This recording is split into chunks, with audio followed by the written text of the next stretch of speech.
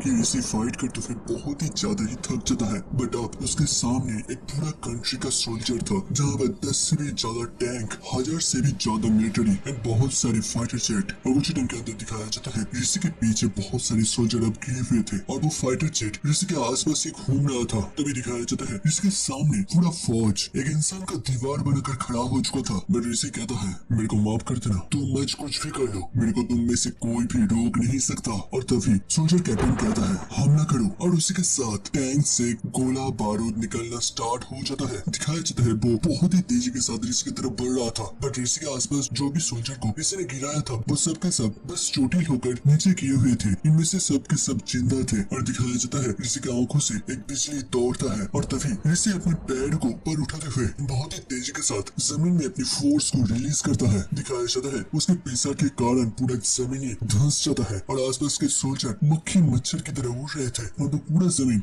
नीचे धंस जाता है। और उसी के साथ साथ आसपास एक बहुत ही ऊंचा सा दीवार बन जाता है और उसी दीवार के साथ वो सारे आरपीजी आकर टकराता है। दिखाया जाता है ऋषि अभी भी अपनी फोर्स को जमीन में रिलीज कर रहा था और वो कहता है, तुम में से कोई भी मेरे को नीना के पास जाने से रोक नहीं सकता। दिखाया जाता है उस सारे टैंक की गोली उस दीवार के साथ टकराता है बट कोई भी ऋषि तक या फिर उन घायल सोल्जर के पास तक पहुंच नहीं पाता। और तभी दिखाया जाता है उसी दीवार को फाड़ते हुए ऋषि आगे बढ़ता है और वो उस टैंक के साइड से बहुत ही तेजी के साथ वो आगे बढ़ता है। और तभी सैड को दिखाया जाता है ऋषि लेजर स्पीड के साथ एक बिल्डिंग की तरफ आगे बढ़ता है और ये असल में वही प्रेसिडेंट का बिल्डिंग था जिस बिल्डिंग के अंदर अब के टाइम स्ट्री था। स्ट्री बहुत ही आराम से ये सारी चीज महसूस कर रहा था बट ऋषि का ये लाइट स्पीड को वो भी ठीक से समझ नहीं पाता। और तभी दिखाया जाता है स्ट्री के साइड से शीशे के दीवार को तोड़ते हुए ऋषि का एंट्री हो जाता है। और आप दोस्तों स्ट्री और ऋषि फाइनली एक दूसरे के साथ वापस से मिल चुके हैं। ऋषि बहुत ही कोल्ड फेस के साथ उसकी तरफ देखता है, वही स्ट्री भी ऋषि की तरफ अपने पावर को एक्टिव करते हुए देखता है और वो दोनों आमने सामने खड़े हो जाते हैं। और कुछ टाइम पहले का सीन दिखाया जाता है जब ऋषि फाइटिंग फील्ड पर पहुंचने वाला था। वो ओकासा और नताशा को उसी जगह पर बाहर आने के लिए कहता है। दिखाया जाता है नताशा का हालत इतना ज्यादा बुरा था कि वो खड़ी तक नहीं हो पा रही थी। वही ऋषि के चेहरे से भी पसीना गिर रहा था। और दिखाया जाता है नताशा का पूरा बॉडी बहुत ही जोर से सेक कर रहा था बट ऋषि आकर उसका सिर को पकड़ता है और साइड से हल्का सा एनर्जी ट्रांसफर करता है, जिसके कारण से नताशा का कंपनी अचानक से गायब हो जाता है। और ऋषि कहता है, यहाँ से मैं अकेले जाऊंगा, तुम लोग यहाँ से जा सकते हो। तो ओकासा पूछता है, हम लोग जब यहाँ तक इकट्ठे आए हैं तो फिर हम लोग क्यों एक साथ वहाँ पर नहीं जा सकते? तभी ऋषि कहता है, देखो तुम लोग अभी के टाइम नीना के साथ फाइट नहीं कर सकते और अगर तुम लोग वहाँ पर जाओगे तो हो सकता है कि वो तुम्हें अपना हॉस्टेज बना ले और इससे मेरे को फाइट करने में काफी ज्यादा ही दिक्कत होने लगेगा। बट ओकासा फिर भी मना करने लगता है। बट ऋषि कहता है, नहीं तुम लोग यहीं पर रुक जाओगे, मैं तुम्हारी जिंदगी को लेकर रिस्क नहीं ले सकता और वैसे भी कुछ टाइम के बाद सब कुछ ठीक हो जाएगा। सब कुछ एकदम से पहले की जैसा। जब तुम मेरे से नहीं मिले थे तुम तब काफी ज्यादा खुश रहते थे और मैं आकर तुम सभी लोगों की जिंदगी को एक जिंदा नरक बना दिया। मैं तुम्हारे हर दिन के इस डर को खत्म कर दूंगा। तुम लोग अब शांति से रह सकते हो और तुम लोगों ने मेरे लिए जो भी किया इन सभी चीजों के लिए तुम्हारा बहुत बहुत ज्यादा धन्यवाद। फिर ओकासा और नीना उसी जगह पर फ्रीज हो जाते हैं। वो लोग क्या करेंगे इसके बारे में वो लोग सोच भी नहीं पा रहे थे। भाई ऋषि धीरे धीरे वहाँ से चलते हुए आगे बढ़ता है उस फाइटिंग फील्ड की तरफ और आगे टाइम सीन वापस से उसी जगह पर पहुँचता है जब स्ट्री के सामने ऋषि पहुँच चुका था। स्ट्री कहता है, तो फाइनली तुम वापस से मेरे सामने आ चुके हो, अब मेरे को बताओ तुम यहाँ तक तो आ गए, अब तुम क्या करने वाले हो, तुम क्या कर सकते हो? भाई ऋषि कहता है, मैं तुम्हें नीना की बॉडी से मिटाने वाला हूँ, क्या तुमको समझ में आ रहा है? तब स्ट्री याद करता है कि ऋषि के पास स्ट्री को खत्म करने का भी पावर है। बट तब वो ये भी याद करता है कि जब ऋषि ने थोड़ा सा कोशिश भी किया था उसका एक हाथ नीला हो चुका था जिसकी कोई पॉइजन जा चुका है। तब स्ट्री कहता है, बट वो चीज तो तुम्हारे लिए भी काफी ज्यादा ही डेंजरस है, तुम अगर मेरे को खत्म करने की कोशिश करोगे तो फिर तुमको भी अपनी जान से हाथ धो सकते हो। ऋषि वहाँ पर काफी ज्यादा सीरियस लग रहा था। दूसरी तरफ नताशा और ओकासा का सीन दिखाया जा रहा है। वो लोग एक पेड़ के साइड में बैठे हुए थे। तो नताशा कहता है, ये काफी ज्यादा अजीब है। ओकासा पूछता है, क्या तुम्हें अब पता चला कि ऋषि काफी ज्यादा अजीब है? फिर नताशा कहता है, नहीं, ऋषि ने जिस तरीके से हमें कहा कि सब कुछ ठीक हो जाएगा और हम लोगों ने उसे जितना भी हेल्प किया है उन सभी चीजों के लिए भी उसने धन्यवाद कहा। उसका बोलने का तरीका काफी ज्यादा अजीब था। ऐसा लग रहा था कि वो हमें हमेशा के लिए छोड़ के जाने वाला है। ओकासा भी काफी ज्यादा सीरियस हो जाता है जब नताशा के चेहरे में एक अजीब सा उदासी थे। वो दूर प्रेसिडेंट की बिल्डिंग को देख रहा था। वही सेंसेट होता है प्रेसिडेंट बिल्डिंग पर। ऋषि कहता है, तो आज इस दुनिया का दो सबसे ज्यादा अजीब क्रिएचर जिनको शायद से इस दुनिया के अंदर नहीं रहना चाहिए था। वो दोनों एक ही साथ खत्म होने वाले हैं, मतलब मैं और तुम। स्ट्री काफी ज्यादा ही सीरियस लग रहा था, उसका पसीना छूट रहा था और वो कहता है क्या तुम इतना नीचे जा सकते हो बस एक इंसान को बचाने के लिए? मेरी से कहता है हाँ, मैं सब कुछ कर सकता हूँ, जिस भी हद तक जाना पड़े, जिस भी हद को तोड़ते हुए जाना पड़े मैं जाऊंगा। मैंने प्रॉमिस किया था कि नीना जिंदा रहेगी और वो जिएगी, तो इसका मतलब है वो जिएगी। मिस्ट्री कहता है रुक जाओ, तुम 3.5 बिलियन साल से जिंदा हो, तुम अपनी इतनी कीमती जिंदगी को बस इन छोटे छोटे इंसान के लिए खत्म करने वाले हो। मेरी से उसको घूरता है। स्ट्री कहता है देखो तुम आगे मत बढ़ना, नहीं तो मैं इस बॉडी के साथ कुछ भी कर सकता हूँ, क्योंकि अभी के टाइम नीना का बॉडी मेरा होस्टेज है। ऋषि एक स्माइल देता है और कहता है क्या होस्टेज? तुम्हें पता है ये एक्शन इंसान लोग करते हैं और मैं बस नीना के लिए नहीं बल्कि पूरे इंसानों के लिए ये करना चाहता हूँ। और अगर तुम्हें खत्म करने के टाइम मेरे साथ तुम्हारे साथ नीना भी अपना जान गवा दे तो भी कोई बात नहीं, मैंने पहले ही इन सारी चीजों के बारे में सोच लिया है। हिस्ट्री के पास तो अब कोई भी चारा नहीं था, क्योंकि वो अब तक जिस चीज को अपना सबसे बड़ा ढाल सोच रहा था, अब ऋषि के लिए वो ढाल भी कोई प्रॉब्लमेटिक चीज नहीं है। वो अब नीना को भी हार्ट करने से पहले एक बार भी नहीं सोचेगा। मेरी से कहता है तो तैयार हो जाओ अपनी मौत को गले लगाने के लिए। हिस्ट्री कहता है ओह तुम्हें क्या लगता है मैं एक बॉडी के साथ तुम्हारे साथ फाइट नहीं कर सकता? तो फिर बस तुम ही मेरे साथ फाइट करने के लिए तैयार नहीं हो, बल्कि मैं भी पूरा तैयारी कर रखी है। तभी आसपास एक अजीब सा शोरगुल मच जाता है। ऋषि भी सुन पाता है। तभी दिखाया जाता है ऋषि के पीछे का दरवाजा खुलता है और वहाँ से हजारों के तादाद में वो स्त्री के ज़ॉम्बी अंदर आने लगता है। वो लोग जोर जोर से घुमा रहे थे। मेरे से हाथ छोड़ता है और कहता है कि तुम्हें बोरी नहीं लग रहा? तुम्हें पता है ये लोग मेरा कुछ भी नहीं कर सकते, ये मेरे पावर के सामने कम्प्लीटली यूजलेस है। मिस्ट्री कहता है जब तुमने मेरे को इतना दूर तक पुश कर ही दिया है तो फिर तैयार हो जाओ। तुम अपने पावर का इस्तेमाल करते हो इंसानों को बचाने के लिए, इंसानों को प्रोटेक्ट करने के लिए। और ऋषि पूरी तरीके से शॉक हो जाता है। दिखाया जाता है वो सारी स्ट्री के होस्ट ऋषि के ऊपर अटैक नहीं करता बल्कि उसके पास से निकल जाता है। ऋषि काफी ज्यादा ही शॉक हो जाता है और वो स्ट्री की तरफ देखता है। दिखाया जाता है स्ट्री काफी ज्यादा सीरियस था और वो कहता है और मैं इंसानों की जिंदगी खत्म करता हूँ अपने आप को और ज्यादा ताकतवर बनाने के लिए। और वो सारे लोग एक दूसरे के ऊपर चढ़ने लगता है और एक अजीब सा इंसानों का छोटा सा पहाड़ बना देता है। इसे जल्दी से आगे बढ़ता है और वो मनी मन कहता है मेरे को नहीं पता यहाँ पर चल कर रहा है क्या वो दोबारा से अपनी बॉडी को बदलते हुए यहाँ से भागने वाला है और मेरे को कंफ्यूज करने वाला है। बट कोई बात नहीं, मैं यहाँ पर सबके सबको खत्म कर दूंगा। पर तभी वो मॉन्स्टर पीछे की तरफ देखता है और ऋषि ये देखकर काफी ज्यादा शॉक हो जाता है, क्योंकि वो सारे इंसान अब सच में एक ज़ॉम्बी लग रहा था उनका खून किसी ने चूस लिया है। और तभी उनके साइड से एक हाथ बाहर निकलता है और वो सीधा ऋषि के चेहरे को पकड़ लेता है। और ये सीन काफी ज्यादा क्रीपी था, इसे समझ नहीं पाता यहाँ पर हो क्या रहा है। और तभी दिखाया जाता है उन सारे लोगों में से स्ट्री का होस्ट नीला का बॉडी, उसका आंख रेड कलर में चमक रहा था और वो सीधा ऋषि को पकड़ते हुए पीछे के दीवार में पटक देता है। दिखाया जाता है वो पूरा बिल्डिंग के अंदर रेड कलर का शॉक वेव बहने लगता है जो कि ऊपर से नीचे की तरफ आ रहा था। दिखाया जाता है एक के बाद एक फ्लोर तोड़ते हुए स्ट्री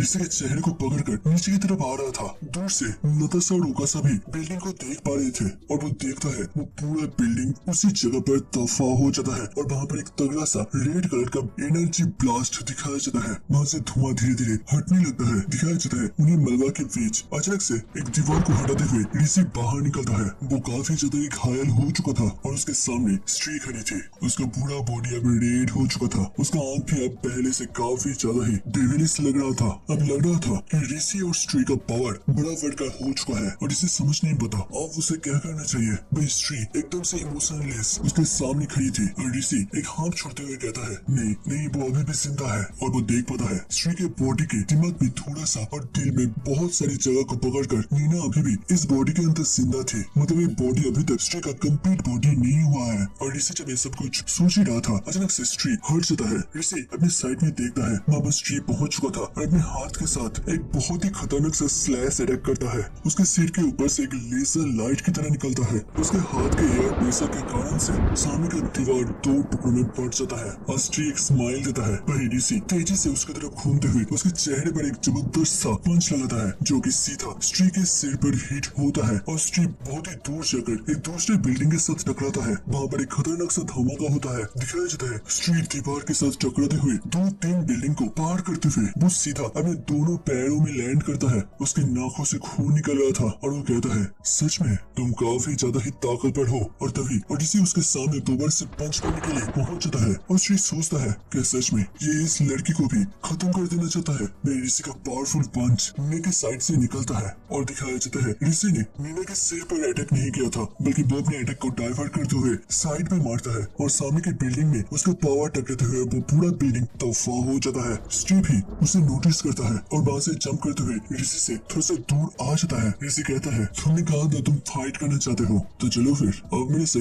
भाग क्यों रहे हो? स्टीव पूरी तरीके से सीरियस हो जाता है और वो कुछ देख पाता है और वो कहता है आपने समझा, ये आसपास के सारे पेड़ और जमीन में से, हवा में से पावर को एब्सॉर्ब करते हुए ऋषि यहाँ पर अपने आप को और ज्यादा ताकतवर बना रहा है। वो असल में नेचर के पावर को अब एब्सॉर्ब कर रहा था और अपने आप को और भी ज्यादा पावरफुल बना रहा था। श्री कहता है तुम तो काफी ज्यादा छुपे उस्ताद निकले। ऋषि सुनकर पूरी तरीके से हैरान हो जाता है और ऋषि उसके बात को समझ नहीं पाता। तो स्त्री अपने हाथ को ऊपर उठाते हुए कहता है सभी आ जाओ, और ऋषि पीछे से कुछ आवाज सुन पाता है। वो साइड में देखता है, वहाँ पर हजारों के तादाद में सोल्जर्स दौड़ते हुए आ रहे थे। वही ऋषि कहता है क्या पैरासाइट दोबारा से दूसरे इंसानों के पावर को सोखने वाला है? ऋषि कहता है अगर मैं यहाँ पर अकेले होता तो मैं इतना सब कुछ कर नहीं पाता। ऋषि सुनकर काफी हैरान होते हुए उसकी तरफ देखता है और स्त्री कहता है मेरे ताकत का वैल्यू अपने होस्ट के ऊपर निर्भर करता है। तो तुम इसका मतलब समझ पा रहे हो? ये ताकत सोखने का असली आइडिया असल में मेरा नहीं बल्कि इस बॉडी का है, मतलब नीना का है। मैं ऋषि इन सारी चीजों में विश्वास नहीं करता और वो दोबारा से अपनी ताकत को अपने हाथों में इकट्ठा करने लगता है। ऋषि कहता है तुम्हें कितना लगता है तुम नीना को कितना ज्यादा पहचानते हो?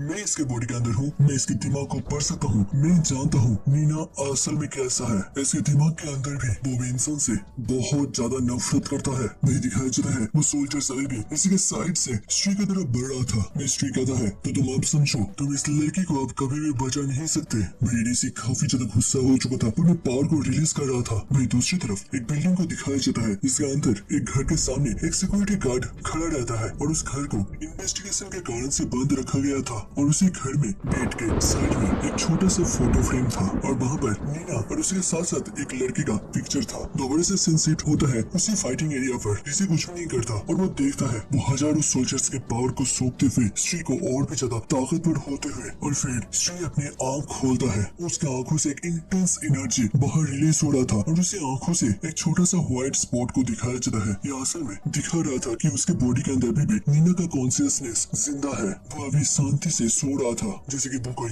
गहरी सोच में डूब गया था। दिखाया जाता है एक शहर को। अब हमें नीना के बचपन की स्टोरी को बताया जाता है। एक अच्छा सा शहर था। नीना का पिताजी प्राइवेट बिजनेस का ओनर था। वो एक काफी ज्यादा अच्छा इंसान था। वो अपने एम्प्लॉइज को फैमिली की तरह ट्रीट करता था और हमारे फैमिली भी काफी ज्यादा खुश थे। यहाँ पर बस 3 लोग थे, उसका पिताजी, उसका मम्मी और खुद नीना। एक छोटा सा हैप्पी सा फैमिली जहाँ पर कोई भी दिक्कत नहीं है, हर कोई खुश है। नीना को अपने बचपन से बड़े होने तक कोई भी प्रॉब्लम नहीं हुआ। बट एक न्यू ईयर के दिन उसका डैड की कंपनी में ताला लगा दिया गया और उसे बैंकक्रफ्ट घोषित कर दिया गया। और ऐसा हुआ नीना के पिताजी के एक एम्प्लॉय ने उसके साथ चीट किया था, उसके साथ स्कैम कर दिया था और इसी कारण से नीना के पिताजी के घर, बिजनेस, बैंक सब कुछ एक ही दिन के अंदर बंद हो गया। उसके घर की हर एक चीज में ऑक्शन लगाया गया था, मतलब वहाँ पर उसका सब कुछ बिक गया। उसका डैड भी ये सब कुछ सह नहीं पाए और वो नीना के मॉम को डिवोर्स देते हुए खुदकुशी कर ली। और ये झटका उसका मम्मी भी सह नहीं पाई और वो भी कहीं चली गई। नीना वहाँ पर अकेला पड़ गया। उसके बाकी के फैमिली के लोग जो कि एक टाइम उसको बहुत ही अच्छी तरीके से ट्रीट करते थे, वही आज उसे एक बोझ की तरह देख रहे थे।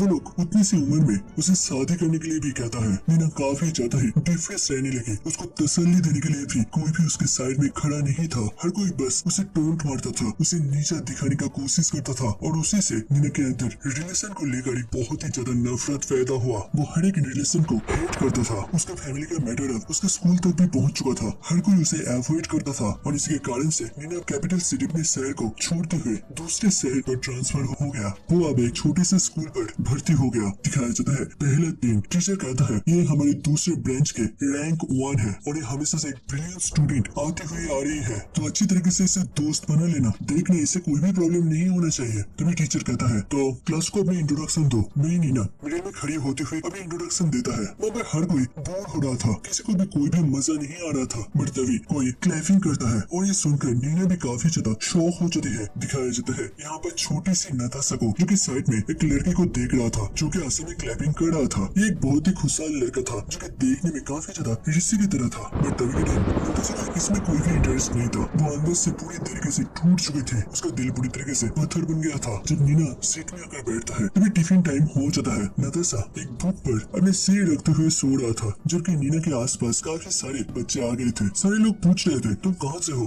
बताओ मेरे को, तुम यहाँ पर कहाँ पर रहते हो और तुम कैपिटल सिटी से यहाँ पर क्यों आ गए? क्या वहाँ के बच्चे पढ़ाई नहीं करते और इसी के कारण से तुम फर्स्ट रैंक आती थी? बताओ मेरे को क्यों ट्रांसफर हुए? बट नताशा पूरी तरीके से शांत था। वो कुछ टाइम तक तो कोई भी आंसर नहीं देता, बट फिर वो कहता है मेरा फैमिली बैंकरप्ट हो चुका है और इसी के कारण से मेरे को इस छोटी सी शहर पर भेजा गया जहाँ पर मैं आना भी नहीं चाहता था और अभी के टाइम मेरा मूड अच्छा नहीं है, तो प्लीज क्या तुम लोग यहाँ से जा सकते हो? भाई सारे लोग इधर उधर जाने लगता है। उन लोगों को नीना के बात काफी ज्यादा एरोगेंट लग रहा था और तभी नीना ऊपर देखता है। वहाँ पर वही लड़का था जिसने की क्लैपिंग किया था। इसका नाम जिन है। तभी साइड में और एक लड़का था, इसका नाम रॉकी है, जो कि जिन को देख लेता है और सीधा जिन के सिर पर एक जोर का चांटा लगाता है और फिर वो कहता है तुमने सुना ना इस लड़के ने कहा यहाँ से जाने के लिए, तो तुम यहाँ पर क्यों आए हो? भाई नताशा को इन सारी चीजों से कोई भी फर्क नहीं पड़ रहा था। वो पूरी तरीके से कोल्ड था और नीना मन ही मन कहता है स्टूडेंट हो, बड़े हो या फिर छोटे हो, हर कोई ग्रुप में रहना पसंद करता है, नहीं तो ताकत पर कमजोर को भूल करता है। यही होता आ रहा है और यही होता जाएगा। दिखाया जाता है रॉकी जिन के कमर में एक जोर का लात मारता है, बट जिन को इन सारी चीजों से कोई फर्क ही नहीं पड़ रहा था। वो एक अजीब टाइप का लड़का था। तभी साइड से दो लड़के भी ये सब कुछ देख रहा था। वे नीना कहता है और इनमें से कुछ ऐसे लोग भी होते हैं जो बस चीजों को देखते रहते हैं। इन लोगों को कोई भी चीज से कोई भी फर्क नहीं पड़ता, वो बस अपने से मतलब रखता है। और नीना पिछले टाइम ऐसा ही था और अभी के टाइम नीना के अंदर स्त्री अपनी आंखें खोलता है। वहाँ पर कोई भी सोल्जर नहीं था। इसका मतलब है स्त्री ने उन सारे सोल्जर्स के पावर को एब्सॉर्ब कर लिया था। उसका चमड़ी अब पहले से भी ज्यादा रेड हो चुका था। उसका आंखें अब पहले से भी ज्यादा डेंजरस देखने में लग रहा था। बीटीसी मनीमन कहता है ये डेंजरस है, ये काफी ज्यादा डेंजरस है। नीना का बॉडी जितना सारा लोगों का पावर सूखेगा वो उतना ज्यादा ताकतवर होता चला जाएगा। और तभी वो नीना के बॉडी के अंदर स्पिरिचुअल एनर्जी को महसूस करने की कोशिश करता है। अब दिखाया जाता है नीना के बॉडी के अंदर नीना का सोल अब बहुत ही ज्यादा ही फीका हो चुका था और इसी कहता है ये धीरे धीरे मिट रहा है और इसी तरीके से अगर चलता रहा तो मेरे पास कोई ऑप्शन नहीं रहेगा, मैं उसे बचा नहीं पाऊंगा, मेरे को एक डिसीजन लेना ही पड़ेगा। और उसी के साथ और वो अपने हाथ को आगे बढ़ाता है, उसके अंदर पावर इकट्ठा करते हुए एक साथ मुट्ठी बनाता है। अब मैं मेरी सारी पावर को जितना भी पावर मैं एब्सॉर्ब कर सकता हूँ, जितना भी पावर मैं गैदर कर सकता हूँ, तो मैं इसी जगह पर कॉन्डेंस करूंगा। मैं श्री भी ये देखकर काफी ज्यादा शॉक हो जाता है क्योंकि ऋषि के बॉडी से टेंस पावर रिलीज हो रहा था, जो कि ऋषि के पैरों को नीचे जमीन के अंदर भी दरारें ले आने लगता है। ये पावर हद से ज्यादा था और ऋषि कहता है ये पावर है आज तक इस दुनिया के अंदर जितने भी सारे लोग मारे गए हैं उन सभी का पावर इस जमीन में ही मिल चुका है और मैं अभी के टाइम इसी चीज को इकट्ठा कर रहा हूँ। प्लीज नीना तुम्हें जिंदा रहना पड़ेगा, तुम मर नहीं सकते। प्रीस्ट्री काफी ज्यादा हैरान हो रहा था क्योंकि ऋषि का पावर प्रेशर अब बहुत ही ज्यादा ही बढ़ चुका था। दिखाया जाता है ऋषि के पैरों के नीचे जमीन का धूल भी अब हवा में उड़ने लगा था और ऋषि कहता है तुम्हें जिंदा रहना पड़ेगा, तुम इस तरीके से यहाँ से जा नहीं सकते। दिखाया जाता है उकासा और नताशा का सीन, उनका भी पैरों के नीचे जमीन कपकपा रहा था। उस पूरे एरिया के अंदर एक भूकंप मच जाता है और वहाँ पर एक एनर्जी का ब्लास्ट दिखाया जाता है। तो अब इस तगड़े से पावर को देखकर श्रेय भी काफी ज्यादा ही डर जाता है। वही उसके सामने ऋषि के बॉडी से अब और भी ज्यादा इंटेंस प्रेशर और भी ज्यादा तगड़ा एनर्जी निकल रहा था। वही ऋषि अपने दोनों हाथ को मुट्ठी बनाकर उसी जगह पर अपने पावर को कंडेंस कर रहा था और वो दोबारा से कहता है नीना तुम जियोगी, चाहे कुछ भी हो जाए तुम जियोगी। मिस्ट्री समझ पाता है ऋषि अब बहुत ही ज्यादा सीरियस है और वो अब जिस पावर को जगाने जा रहा है वो उसके औकात के परे है। उसे लग रहा था ये ऋषि एक बहुत बड़ा मॉन्स्टर है और उसके सामने श्री का इतना ज्यादा पावर सोखने के बावजूद वो बस एक चींटी से ज्यादा और कुछ भी नहीं है। और वो मनी मन कहता है अगर इसी तरीके से चलता रहा तो मेरा राग भी नहीं बचेगा, मेरे को जल्द से जल्द इसके पावर सोर्स को ढूंढना पड़ेगा, उसको कट करना पड़ेगा। वही ऋषि अपने पावर को हर एक पल बढ़ाता ही जा रहा था। मिस्ट्री वहाँ से जंप करते हुए कहता है मुझे पता है तुम जमीन से पावर सोख कर रहे हो, तो मैं तुम्हारा पैर जमीन में रखने ही नहीं दूंगा। और उसके साथ वो ऋषि के सामने पहुंच जाता है। वही ऋषि अपने शील्ड को एक्टिव करता है। दिखाया जाता है उस पूरी सिटी के लेफ्ट साइड से राइट साइड तक एक जबरदस्त प्रेशर निकलता है और वहाँ पर एक बहुत ही जोर का धमाका होता है। दिखाया जाता है वो रास्ते को चीरते हुए वो एक पहाड़ी के रास्ते के साइड वाली दीवार पर टकराता है और वो पूरी जगह भी अंदर की तरफ धंसने लगता है। बट इससे ऋषि वहाँ पर पूरी तरीके से शांत हो गया था और स्टीव भी नोटिस करता है कि ऋषि के बॉडी पर एक खरोच तक नहीं लगा था। ऋषि कहता है आर्मडिलो सेड 100 टाइम्स एक्टिवेटेड। और उसके साथ स्ट्री किसी से थोड़ा सा दूर चला जाता है। इसे कहता है उसी जगह पर खड़े रहो और आराम से अपनी मौत के इंतजार करो। मिस्ट्री मनी मन कहता है लगता है कुछ हजारों लोगों की पावर से मैं इस मॉन्स्टर को हरा नहीं सकता, तो फिर ठीक है। और इसके साथ वो ऋषि से काफी ज्यादा ही दूर चला जाता है। ऋषि भी समझ पाता है कि अब स्ट्री के दिमाग में कुछ न कुछ प्लान तो जरूर से आ चुका है। और स्ट्री कहता है चलो फिर अब तैयार हो जाओ, मेरे अल्टीमेट पावर के स्वाद चखो। उसके साथ 100, 1000, लाख और वो पूरे शहर के अंदर अपनी एनर्जी को फ्लो करता है और वहाँ के सारे लोगों को अपनी स्ट्री के पावर के द्वारा खींचता है। दिखाया जाता है औरत, छोटे छोटे बच्चे, बड़े बुढ़े, आदमी, औरत, सभी लोग जो भी स्ट्री के द्वारा इन्फेक्टेड हो गए थे, इंक्लूडिंग ओकासा और नताशा, सब के सब एक ही साथ स्ट्री के कंट्रोल में आ जाता है। वही वापस से हमें नीना के पास्ट को दिखाया जाता है। जब नीना शाम के टाइम रास्ते से अपने घर की तरफ जा रहा था, अचानक से पीछे से कोई बोलता है नीना प्लीज रुक जाइए। नहीं, नीना पीछे की तरफ देखता है, वहाँ पर असल में जिन था। नीना पूछती है तुम मेरे को फॉलो क्यों कर रहे हो? मैं जिन के हाथ में एक बक्सा था और वो कहता है मैंने अभी कुछ टाइम पहले ही इस बड़ी से चीज को पकड़ा है और ये मैं तुम्हें देना चाहता हूँ। दिखाया जाता है उस बक्से के अंदर एक रेयर इंसेक्ट था। मैं नीना काफी ज्यादा कंफ्यूज होते हुए उससे पूछता है तुम बोलने क्या चाहते हो? मैं जिन कहता है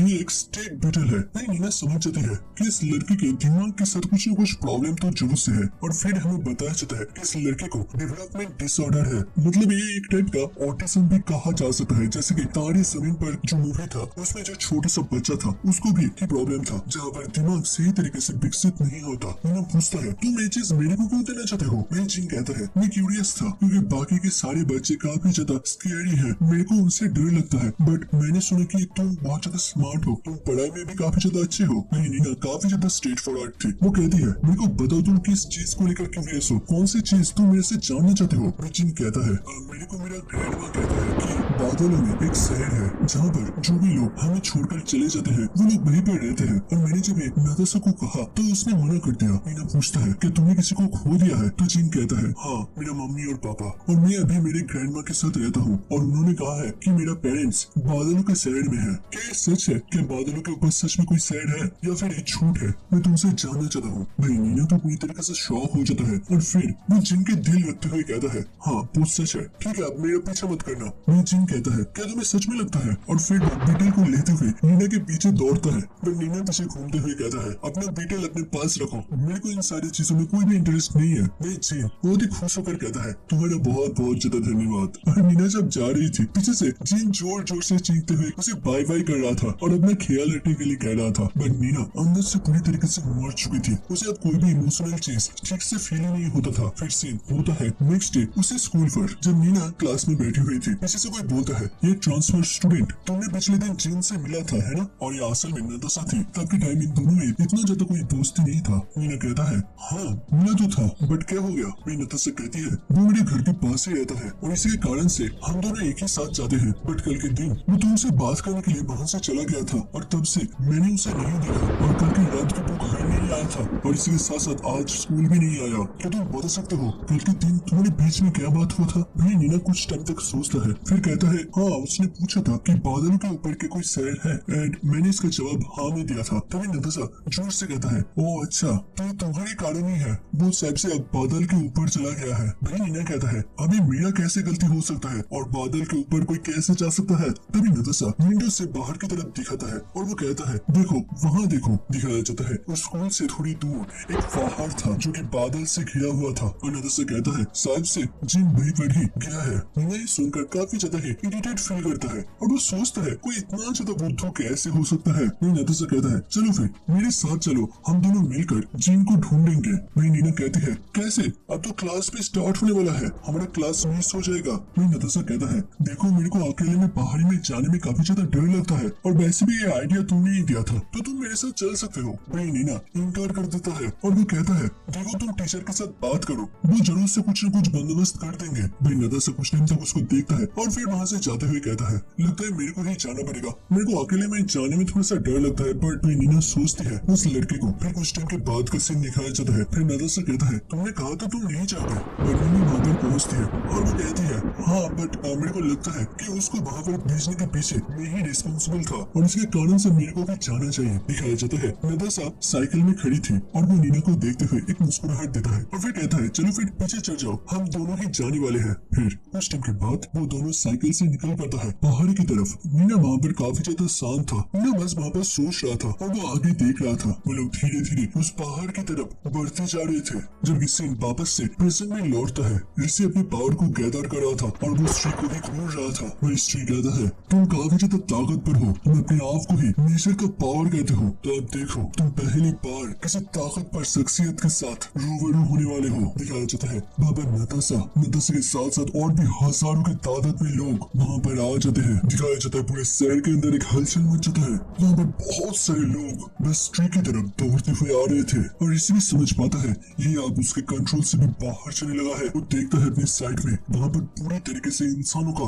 एक नदी आ रहा था और वो समझ पाता है ये अलग है। इसे साइड में देखता है, नीना का आंख रेड कलर में जल रहा था, उसके चेहरे से पसीना गिर रहा था क्योंकि उसके लिए भी 1 लाख लोगों को एक ही साथ कंट्रोल करना बहुत ही ज्यादा ही मुश्किल पड़ रहा था। वहीं इसे थोड़ा सा शौक होते हुए सामने की तरफ देखता है जहाँ पर उन भीड़ में से कसमी थी और फिर वो स्त्री की तरफ देखता है और फिर ऋषि पूरी तरीके से हैरान हो जाता है जब वो देखता है कि स्त्री अगले टाइम नताशा के गले को पकड़ रखा था। ऋषि कहता है मैं ऐसा होने नहीं दे सकता, ये चीज मैं किसी भी हालत में होने नहीं दे सकता। वहीं स्त्री के पास लोग आते ही जा रहे थे और ऋषि कहता है मेरे पास अब कोई भी चॉइस नहीं है, मैं पहला स्टार्ट करूंगा नताशा और ओकासा को लेकर। और जब वो अपनी पावर को एक्टिव करने ही वाला था वो हैरान होता है क्योंकि दिखाया जाता है स्त्री भी हैरान हो गया था क्योंकि वो ओकासा के गले को पकड़ नहीं पा रहा था, उसका हाथ उसकी बात नहीं सुन रहा था। स्त्री कहता है क्यों मेरा बॉडी अभी तक मेरा बात क्यों नहीं सुन रहा, क्या इस बॉडी के अंदर अभी भी नीना का पावर काम कर रहा है? नीना ये करने से अपने आप को रेसिस्ट कर रहा है, बट कैसे? मैंने इसके पूरे दिमाग के ऊपर पूरी बॉडी के ऊपर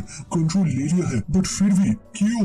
बड़ी दूर से ऋषि कहता है वही रुक जाओ, तुम पैरासाइट कहेगी। हिस्ट्री को समझ में आता है कि सामने नताशा जो है और पीछे वो ओकासा, इन दोनों के साथ ऋषि का मेंटल कनेक्शन है और इसके अलावा इस बॉडी का जो ओनर मतलब नीना है उसका भी इमोशनल कनेक्शन है और इसी कारण से वो अपने आप को रेजिस्ट कर रहा है। और स्त्री को समझ में आता है कि वो इस तरीके से ऋषि से जीत नहीं सकता और वो नताशा को छोड़ते हुए पीछे की तरफ देखते हुए कहता है मैं अगर तुम्हारे साथ ऐसे ही फाइट करने लगूं तो तुम मेरे को बहुत ही आसानी से या फिर मैं इन सारे लोगों के पावर को भी शोक लूं, फिर भी तुम नेचर के पावर के साथ मेरे साथ फाइट कर सकते हो और हर कदम में जीत तो तुम्हारी ही होगी। बट और वो ऑर्डर देता है सारे लोग ऋषि की तरफ जाओ, उसे खा जाओ। और सारे लोग फिर ऋषि की तरफ घूम जाते हैं और टोटल 1 लाख लोग सीधा ऋषि की तरफ हमला कर देता है। मैं ऋषि को कुछ समझ में नहीं आता और वो सोचता है स्त्री को ये बहुत ही आराम से पता है कि मैं अपने आप को हील कर सकता हूँ, ये सारे लोग भी एक साथ मेरे को हरा नहीं सकते, ये पूरी तरीके से यूजलेस है। ये दिखाया जाता है स्त्री धीरे धीरे उन भीड़ के मिडिल से पीछे की तरफ जाने लगता है और ऋषि देखता है कि स्त्री दूर से उससे भागने लगता है। ऋषि कहता है ओ अच्छा, तुम असल में इन सारे लोगों से मेरे को रोकना चाहते हो, अपने आप को बचाते हुए यहाँ से भागना चाहते हो। ये प्लान तुम्हारा किसी काम का नहीं, तुम इस दुनिया के किसी भी कोने पर छुप जाओ, मैं तुम्हारी एग्जिस्टेंस को फील कर सकता हूँ, तुम मेरे से बचकर नहीं जा सकते। वही स्त्री के चेहरे पे एक मुस्कुराहट था और वो कहता है मैं और तुमसे भाग रहा हूँ, तुम मेरे को बहुत ही हल्के ले रहे हो। मैंने कहा है ये दुनिया बर्बाद होगा, दुनिया में एक भी इंसान जिंदा नहीं रहेगा और जब मैंने कहा है तो मैं करके रहूंगा। और वो अपने पावर को फुल्ली एक्टिव करता है। दिखाया जाता है पूरी दुनिया के अंदर उसका पावर एक्टिव हो जाता है। दिखाया जाता है America, England, Russia, France, Japan, हर जगह के लोग काफी ज्यादा सीरियस हो जाते हैं और वो लोग कहते हैं आप कहने क्या चाहते हैं, आप अचानक से ऐसा नहीं कर सकते। वही दिखाया जाता है उनका लीडर का सीन। वो लोग कहते हैं मैंने तुम लोगों को वापस से कह दिया, सारे न्यूक्लियर वेपन को कंट्री ए की तरफ टारगेट कर लो, इनका कैपिटल, इनका देश को इस दुनिया के नक्शे से गायब कर दो। दिखाया जाता है अमेरिका का प्रेसिडेंट अब तो चेंज हो चुका है और भी बहुत सारे देशों का प्रेसिडेंट एक साथ ऑर्डर देता है कंट्री ए को टारगेट कर लो और न्यूक्लियर मिसाइल लॉन्च करो। स्त्री के चेहरे में एक काफी डेली सा स्माइल था और वो कहता है मैं काफी ज्यादा क्यूरियस हूँ, मैं देखना चाहता हूँ तुम्हारी आंखों के सामने जब इस दुनिया के एक आधा सा हिस्सा गायब हो जाएगा तब तुम किस तरीके से इसे बचाओगे। तो दिखाया जाता है अभी के टाइम ऋषि को वो सारे लोग घेर लिए थे। वही स्त्री कहता है मैं देखना चाहता हूँ जो कि अपनी आंख को ये प्रकृति कहता है, क्या वो इंसानियत के द्वारा बनाए गए आज तक का सबसे खतरनाक वेपन को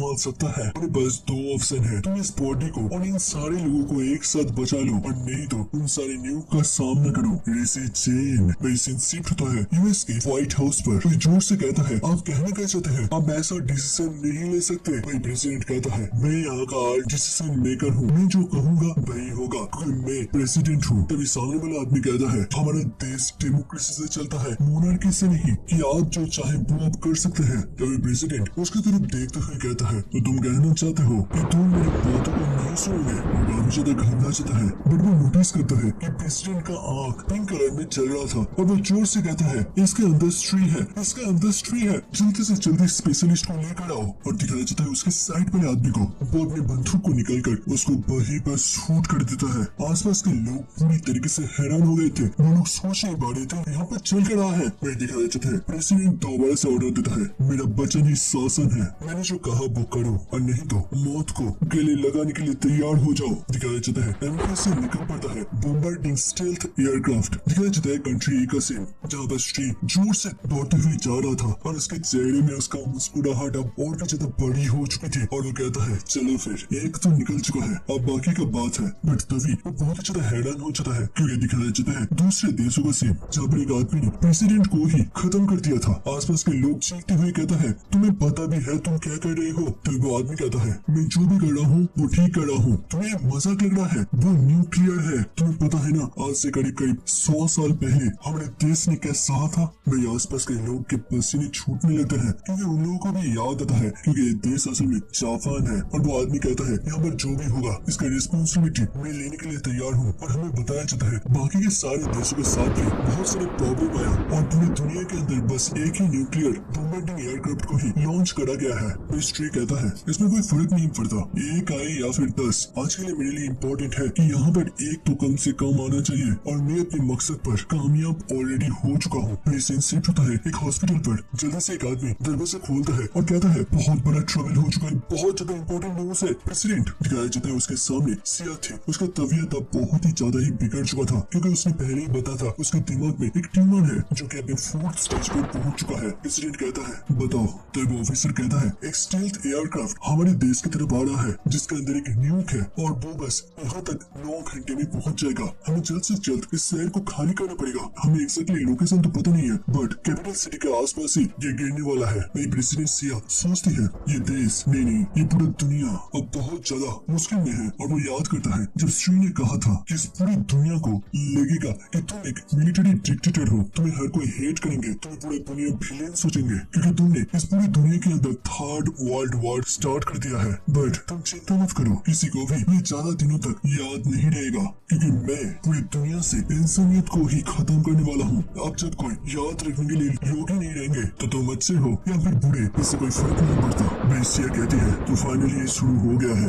मैं उसके साइड में वो ऑफिसर बस बकता ही जा रहा था। तभी सिया कहती है मेरे को बताओ वो आदमी कहाँ है। ऑफिसर पूछता है कौन आदमी, किसके बारे में आप जानना चाहते हैं। सिया पूछती है वो ऋषि जैन। दिखाया जाता है ऋषि का सीन। अभी ऋषि के ऊपर कई 100 लोग चढ़ गए थे और हजारों के तादाद में लोग उसकी तरफ दौड़ते हुए आ रहे थे। वहीं उन सारे लोगों के बीच ऋषि को दिखाया जाता है, वो कहता है मेरा प्रिपरेशन कंप्लीट हो चुका है, अब तैयार हो जाओ। और वो अपने हाथ के मुट्ठी को खोलता है और उसके मिडिल में एक लाइट का गोला था। और ऋषि कहता है ये एक स्मॉल अर्थ है, इसके अंदर भी दुनिया का जीवन शक्ति है। मैंने अपनी पिछली सारी जिंदगी को एब्सॉर्ब करते हुए इस पावर को बनाया है। अब मैं जो चाहूँ वो कर सकता हूँ। उसके साथ वो इस लाइट के पावर को लॉन्च करता है, हर तरफ फैलाता है। उसके आसपास जितने सारे लोग थे वो प्रेशर से ही उससे दूर जाने लगता है। उस एनर्जी के पावर से वो सारे स्ट्री के द्वारा इन्फेक्टेड लोग अचानक से ठीक हो जाते हैं, जिनमें से नताशा भी थे। सारे लोग आसपास देखने लगते हैं यहाँ पर क्या हुआ था, यहाँ पर चल कर रहा है, मैं यहाँ पर कैसे पहुँच गया। और ऐसे ही बहुत सारे क्वेश्चन उनके दिमाग में चल रहे थे। वही दिखाया जाता है उनसे दूर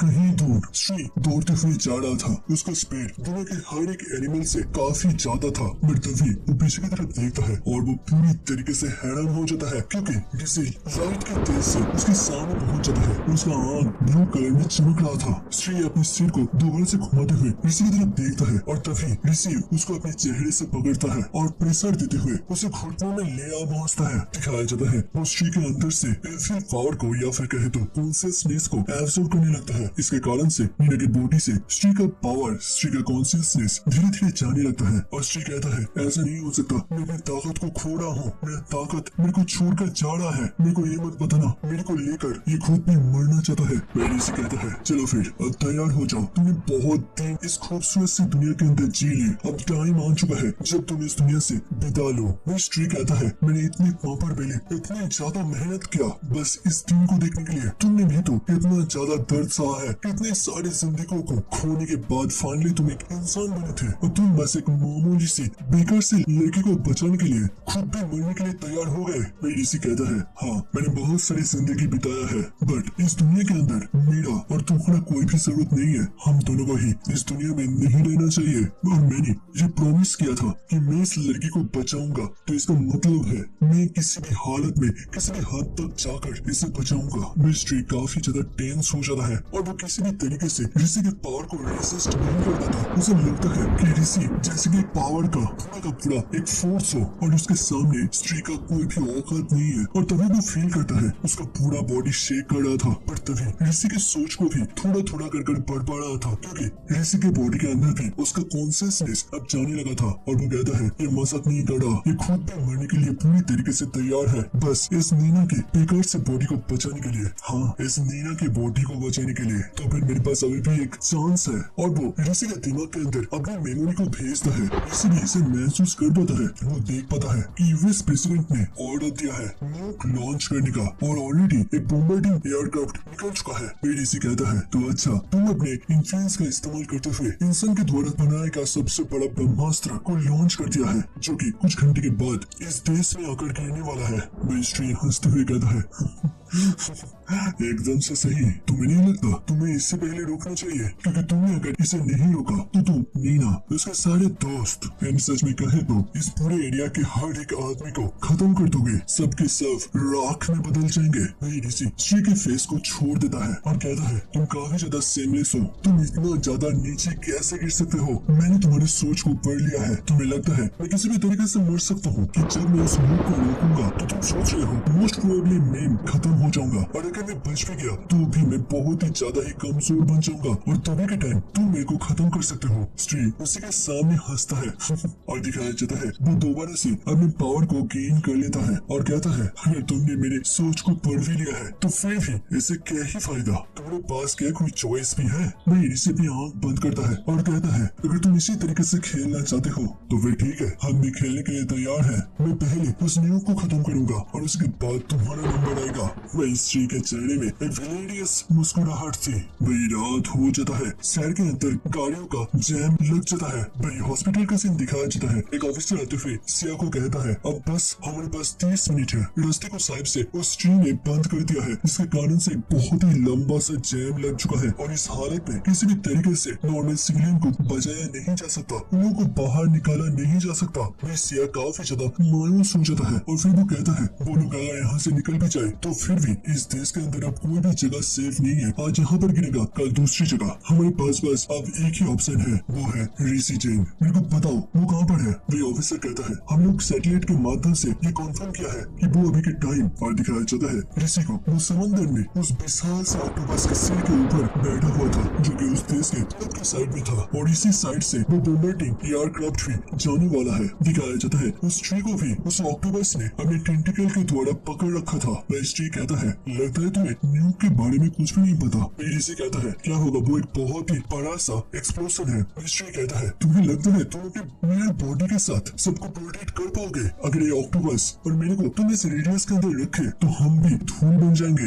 ऋषि कहता है तुम कुछ ज्यादा ही सोच रहे हो, ये थोड़ी ही इतना ज्यादा ताकतवर हो सकता है। मिस्ट्री कहता है तुम समझ नहीं रहे, तुम्हें लगता है तुम बहुत ही आराम से इसे रोक सकते हो। देखो तुम इंसान को इतना भी ज्यादा कमजोर मत सोचो। इसे उसकी तरफ देखता है और कहता है देखो तो जरा कौन कह रहा है, देखो एक बात तो मैं तुम्हारे मुंह से कभी भी सुनना नहीं चाहूंगा, अगर कोई इंसान को कमजोर सोचता है तो वो तुम हो। बेस्ट्री के चेहरे में एक मुस्कुराहट थी और वो मुहीमन कहता है मैंने कभी भी इंसान को कमजोर नहीं सोचा, बल्कि ये इंसान ही तो मेरा पावर है और ये इंसान को ही मैं खत्म करना चाहता हूँ और मैं एक कर रहूंगा।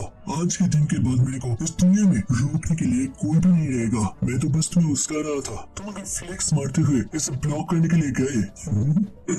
मैं दूसरी तरफ सिया का सीन दिखाया जाता है, वो बस गॉड को प्रे कर रहा था प्लीज प्लीज गॉड बस एक बार के लिए हमें बचा लीजिए, उस ऋषि को पावर दीजिए जिससे कि वो हमें बचा सके, हम सभी का सब बन सके। ऋषि अब पानी में आ जाता है। वो पानी के ऊपर खड़ा था तभी आसमान में उस एयरक्राफ्ट को दिखाया जाता है। वो यहाँ पर पहुंच चुका था। ऋषि भी इसे देख सकता था। वो अपनी पावर को एक्टिव करता है। वही दिखाया जाता है वो स्टेल्थ एयरक्राफ्ट अब धीरे धीरे ऋषि के और भी पास आता जा रहा था। ऋषि कहता है मैं आज थोड़ा सा नर्वस फील कर रहा हूँ क्योंकि उस ट्री ने इस एक्सप्लोजन के बारे में कुछ ज्यादा ही कह दिया। मेरे को नहीं लगता कुछ इतना ज्यादा ताकतवर हो सकता है। ये जहाज बस देखने से थोड़ा सा बड़ा है। भाई वो अपनी एक साइड में देखता है जहाँ पर वो कंट्री अभी भी यहाँ से काफी ज्यादा दूर था और वो दूसरी साइड में देखता है जहाँ पर क्रैकिंग ऑक्टोपस था और वो अपने एक टेंटिकल को उठाते हुए थम्स अप करता है और उसके उसी थंब पर स्ट्री बंधी हुई थी। इसे अपने पावर को हाथ में एक्टिव करता है और फिर वो कहता है नहीं इसका कोई भी जरूरत नहीं है। मेरे पास अनलिमिटेड पावर नहीं है कि मैं इस छोटे से बूम के अंदर अपना पूरा पावर लगा दूं। और वो अपने साइकिक एनर्जी का इस्तेमाल करते हुए पानी को ऊपर उठाने लगता है और फिर वो कहता है इस पानी के द्वारा मैं इस एक्सप्लोजन को कमजोर कर दूंगा या फिर इसे रोक लूंगा। मैं इसे पानी से सीधा ऊपर की तरफ जंप लगा देता है। वही दूसरी तरफ स्ट्री भी इसे नोटिस करता है और वो कहता है क्या ये सीधा सीधा हेड ऑन इसे ब्लॉक करने के लिए जा रहा है। दिखाया जाता है कि ऋषि उस एयरक्राफ्ट के एकदम से सामने आ चुका था और उसके नीचे पानी का एक बड़ा सा पहाड़ बनने लगा था और ऋषि अपने पावर का इस्तेमाल करते हुए उस पानी के पहाड़ को और भी ज्यादा ऊंचा करता है और फिर अपने हाथों को जोर से ट्विस्ट करता है। दिखाया जाता है वो पानी का अटैक सीधा उस एयरक्राफ्ट के मिडिल से इस पर उस पर हो जाता है। वो एयरक्राफ्ट को दूर ले जाने लगता है। हम इसे कहता है ये तो काफी ज्यादा इजी था। फिर तभी स्ट्री एक मुस्कुराहट देता है और तभी होता है असली न्यूक्लियर एक्सप्लोजन। ऋषि भी इसे देखते हुए बस एक आवाज करता है अफो इसका पावर ज्यादा लग रहा है और फिर उसका पूरा बॉडी का कलर ही रेड हो जाता है और फिर वहाँ पर बहुत ही इंटेंस प्रेशर के साथ एक्सप्लोजन होता है। वो एयरक्राफ्ट उसी गर्मी में पिघल जाता है जो कि ऋषि इस हीट के साथ टकराता है। वहाँ पर एक बहुत ही विशाल एक्सप्लोजन होता है। पूरा समंदर का पानी वहाँ से गायब हो जाता है। ऋषि अपने मैक्सिमम पावर पर अपने ऊपर सीट को चढ़ाता है बट दिखाया जाता है उसका हाथ भी धीरे धीरे गायब होने लगा था। उसका बॉडी के ऊपर पूरा ड्रेस भी जल जाता है। पानी के नीचे से सीन को दिखाया जाता है जब काफी ज्यादा मछली आसपास घूम रहा था और दूसरे ही पल वहाँ से मछली नहीं बल्कि पूरा पानी ही इवापोरेट हो जाता है और ये विशाल सा एक्सप्लोजन को बहुत दूर से भी देखा जा सकता था या कहे तो महसूस करा जा सकता था। दिखाया जाता है उसे हॉस्पिटल का सीन ऑफिसर जोर से चीखते हुए आता है प्रेसिडेंट वो ऋषि जो कि समुद्र में पूरब की तरफ था उसने न्यूयॉर्क को ब्लॉक कर लिया है। उसने हमारे देश को बचा लिया है। वही सिया काफी ज्यादा रिलीफ फील करता है और वो अपने हाथ को पकड़ते हुए गॉड को इसके लिए धन्यवाद करता है और फिर वो अपने सिर को उठाते हुए कहता है मुझे जरा बता ऋषि का क्या खबर है। और फिर सेन वापस से उसी जगह पर पहुंचता है। ऋषि एक जगह पर पड़ा हुआ था और उसके सामने स्ट्री बिल्कुल सही सलामत खड़ी थी और वो साइड में देखता है वो विशाल सा ऑक्टोपस भी इस विशाल से एक्सप्लोजन में मारा गया था बट वो अपनी विशाल से बॉडी के साथ मीना को बचाने में सक्षम हो गया था। फिर स्ट्री दोबारा से ऋषि की तरफ देखता है और फिर कहता है ये तो मानना पड़ेगा तुम्हारे पास काफी ज्यादा ही इमेंस पावर था क्योंकि तुम्हारा बॉडी अभी तक इंटैक्ट है। बट और इसके साथ वो ऋषि को गले से पकड़ता है और उसे उठा लेता है। तुमने कहा था कि तुम भी प्रकृति हो बट अब देखो इन इंसान लोगों ने प्रकृति को ही डिस्ट्रॉय कर दिया। उसे इस हालत में ले आ पहुंचा जब वो अब अपने पैरों से खड़ा भी नहीं हो सकता। उसके आंखों का रोशनी में जा चुकी है। वो अब देख भी नहीं सकता। तो तुम्हें नहीं लगता इस दुनिया से इंसान को खत्म कर देना चाहिए। और फिर वो ऋषि को उछालते हुए अपना हाथ ऋषि के दिल के आर पार कर देता है। वहाँ से काफी ज्यादा खून निकलता है पर ऋषि के गले से कोई आवाज नहीं निकलता। उसका पूरा बॉडी जल चुका था। मैस्ट्री एक मुस्कुराहट देता है। उसके हाथ से ऋषि के दिल का खून नीचे गिर रहा था और वो कहता है चलो फिर अब तुम्हारा बॉडी भी एक मामूली से इंसान का बॉडी बन चुका है। तो लगता है अब तुम इस दुनिया को छोड़ के जाने के लिए तैयार हो चुके हो। और दिखाया जाता है ऋषि के आंख अब व्हाइट पड़ जाता है। वही नीना का हाथ अभी तक ऋषि के पीठ में था। वो जोर से इसे खींचते हुए बाहर निकलता है और इसके साथ ऋषि का बॉडी पानी के ऊपर गिर जाता है। देख कर लग रहा था कि ऋषि साहिब से अब मर चुका है। दूसरी तरफ स्ट्री एक बहुत ही डेविलिश सा लुक दे रहा था। स्ट्री कुछ टाइम तक वहीं पर खड़ा रहता है और कहता है चलो अब मेरा रास्ता पूरी तरीके से क्लियर हो चुका है। और तभी वो हैरान होता है। दिखाया जाता है ऋषि का पेट का वो घाव धीरे धीरे हील होने लगता है और ये देखकर स्ट्री बहुत ही ज्यादा ही डिस्गस्ट फील करता है और वो बैठते हुए ऋषि के पेट में और उसके सीने में और भी बहुत सारे छेद बनाने लगता है। फिर वो कहता है तुम मर क्यों नहीं जाते। अब तुम सो जाओ। तुम्हारे जीने रहने का कोई भी जरूरत नहीं है। तुम मर जाओ। बट ऋषि वहाँ पर कोई भी रिस्पॉन्ड नहीं कर रहा था। दिखाया जाता है एक व्हाइट स्पेस के अंदर ऋषि का आंख खुलता है। वो उस व्हाइट स्पेस को देखकर पूरी तरीके से हैरान हो जाता है और वो आसपास देखता है और ये स्पेस तभी ओपन होता है जब वो किसी के मेमोरी को, किसी के फीलिंग्स को याद करने का कोशिश करता है। दिखाई देता है उसके सामने असल में नीना थी और वो ऋषि को देखते हुए एक मुस्कुराहट दे रही थी। ऋषि कहता है, नीना नीना क्या तुम ठीक हो? ऋषि नीना की मुस्कुराहट को देखकर वो उसी में जैसे कि तैर जाता है और वो कहता है, क्या मैं मर चुका हूँ? क्या तुम मर चुके हो? नीना कहता है, क्या तुम बहुत ज्यादा डिसअपॉइंट हो? ऋषि कहता है, हाँ। नीना हंसते हुए कहता है, तुमने 300 करोड़ों साल जिया है, तुम और भी जीना चाहते थे। मुझे लगता है तुम्हारे अंदर इंसानों के जैसी लालच आ चुका है। ऋषि कहता है, मैं तुम्हें बचा नहीं सका। मुझे सुनकर नीना पूरी तरीके से थम सा जाता है और वो अभी हाथ को आगे बढ़ाता है और कहता है, तुमने मेरे लिए बहुत ज्यादा कर दिया है, अब मेरे साथ चलो। ऋषि पूछता है, कहाँ पर? नीना कहती है, एक लास्ट वर्ड के लिए मैं तुम्हारे साथ बात करना चाहता हूँ। ऋषि उसकी तरफ देखता है और फिर नीना के हाथ को पकड़ लेता है और तभी वो बहुत ज्यादा शॉक हो जाता है क्योंकि वो किसी और ही जगह पर पहुंच जाता है। वो देखता है आसपास एक सुंदर सा बादल और पहाड़ी को। ऋषि पूछता है, ये कहाँ पर है? तभी पीछे से आवाज आता है, क्या इसे ही बादल की चोटी कहा जाता है? तभी ऋषि थोड़ा सा हैरान होते हुए सामने की तरफ देखता है। वहाँ पर एक लड़का था और ये असल में जिन था। ऋषि नीना की तरफ देखता है, तभी पीछे से आवाज आता है, वो देखो बोल रहा है जिन। दिखाया जाता है नीना और नताशा को जब वो लोग स्कूल में पढ़ते थे। ऋषि कहता है, ये तो साहब से नताशा और तुम हो। नीना कहती है, हाँ वो दोनों। ऋषि और नीना को पार करते हुए जिन की तरफ दौड़ते हुए जाती है। नीना को पेट में काफी ज्यादा दर्द हो रहा था और वो काफी ज्यादा थक चुके थे। भाई अभी क्या नीना कहता है, ये सब कुछ मेरी मेमोरी है, मेरा सोच है, ये लोग हमें नहीं देख सकते। ऋषि किशोरी नीना को देखता है तभी जिन का नींद टूटता है और उसके सामने नताशा बैठते हुए कहता है, क्या तुम ठीक हो? क्या तुम हमें पहचान पा रहे हो? नीना दूसरी तरफ मुंह फेरते हुए कहती है, जिन मेरे को माफ कर देना, मेरे को नहीं पता था तुम्हारे अंदर क्या चल रहा है। बट जिन हंसते हुए कहता है, नहीं मीनू तुम्हारा बहुत ज्यादा धन्यवाद। मीना ये देखकर बहुत ही ज्यादा हैरान हो जाता है और जिन कहता है, मैंने अपनी मम्मी पापा को देखा, वो लोग काफी ज्यादा खुश है और ये सब कुछ हो पाया तुम्हारे एडवाइस के कारण से। और उन तीनों ने बहस छिड़ जाती है कि वो लोग कैसे देखे और ऐसे ही मतलब बचपने वाली बातें। भाई अभी का नीना कहती है, तो तुमने कहा ना तुम मेरे को बचाना चाहते हो। बट और वो ऋषि की तरफ देखते हुए कहता है, बट मैं जीना नहीं चाहती। अब ऋषि ये सुनकर उसका तो पूरा दुनिया ही बदल जाता है। वो पूरी तरीके से हैरान हो जाता है। नीना कहती है, तब हम लोग बहुत ज्यादा छोटे थे, हम लोगों को पता नहीं था असल में जिन ने सबसे सही में अपने मम्मी पापा को देखा था। बट वो असल में उसका सपना था। बट वो फिर भी मेरे को लेकर काफी ज्यादा ग्रेटिट्यूड फील करता था और इसी वक्त के बाद हम लोग दोस्त बन गए। अब दोस्तों आज का स्टोरी यहीं पर खत्म करते हैं। नेक्स्ट